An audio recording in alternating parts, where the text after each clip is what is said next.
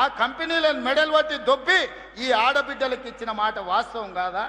27,000 స్కూళ్ళు రాష్ట్రంలో ఉంటే స్కూళ్ళ మెయింటెనెన్స్ మొత్తం అమ్మ ఆదర్శ పాఠశాల పేరు మీద మా ఆడబిడ్డలకు అప్పచెప్పిన మాట వాస్తవం కాదా? ఇవాళ ప్రతిదీ ఇందిరమ్మ ఇల్లు మొదటి విడత 4.5 లక్షలు, రెండో విడత 2.5 లక్షలు, 7 లక్షల ఇందిరమ్మ ఇల్లు ఇస్తే ఆడబిడ్డల పేరు మీదనే ఇల్లు ఉండాలి అని ఆడబిడ్డల పేరు మీద ఇవాళ ఇందిరమ్మ ఇల్లు మంజూరు చేసి 5 లక్షల రూపాయలు ఉచితంగా మీ ఖాతాలో వేస్తున్న మాట వాస్తవం కాదా? ఊరున ఇవాళ ఇందిరమ్మ ఇండ్లు కట్టుకుంటున్నది నిజం కాదా? అందుకే ఆయన చెప్పిన, ఇవాళ మళ్ళీ చెప్తున్నా, ఆనాడు ఊరిచ్చిండు, డబల్ బెడ్రూమ్ ఇండ్లు అన్నాడు, డబ్బా కొట్టిండు.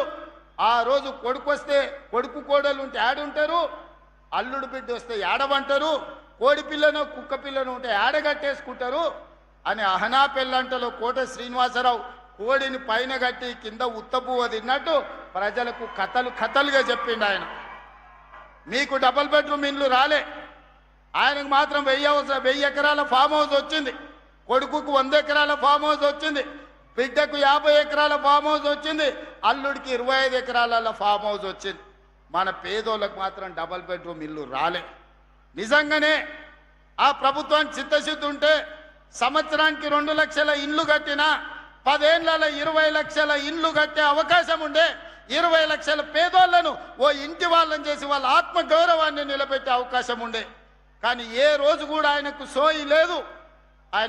ఆయన సోకుల మీదనే ఆయనకు ఆలోచన. 10 ఎకరాలల్లా ప్రగతి భవన్ అని పెద్ద గడి కట్టుకున్నాడు, ఫామ్ హౌజులు కట్టుకున్నాడు, కానీ మీకు మాత్రం ఇయ్యలే. కానీ మీ తమ్ముడు 2 ఏళ్లల్లా 7 లక్షల ఇండ్లు పేదోళ్లకు కట్టించి ఊరూర ఇందిరమ్మ ఇండ్లు ఉన్నాయి. అందుకే ఆ రోజు చంద్రశేఖరరావు గారికి సవాల్ విసిరిన, ఏ ఊరిలో నువ్వు డబుల్ బెడ్రూమ్ ఇండ్లు కట్టించినవో ఆ ఊర్లో ఓట్లు నువ్వేపించుకో, ఏ ఊర్లో ఇందిరమ్మ ఇండ్లు నేను కట్టించునో ఆ ఊర్లో నేను ఓట్లు వేపించుకుంటా, నీకు డిపాజిట్ వస్తే చూస్తా అని సవాల్ విసిరిన. ఇవాళ కూడా సవాల్కు కట్టుబడి ఉన్నా.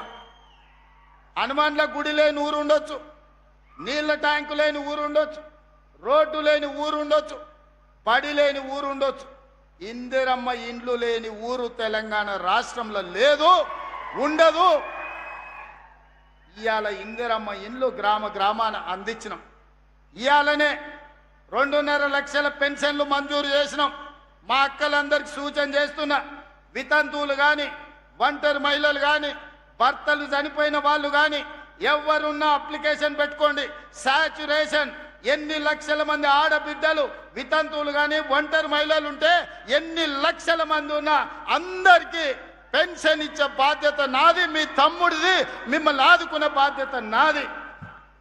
అదే విధంగా చేనేత కార్మికులు అర్హులైన వాళ్ళందరికీ ఇస్తా, గీత కార్మికులకు అర్హులైన వాళ్ళ అందరికీ ఇస్తా. అదే విధంగా వివిధ రకాల వ్యాధులు ఉన్న వాళ్ళకు కూడా ఈనాడు పెన్షన్ ఇవ్వాలని మన ప్రభుత్వం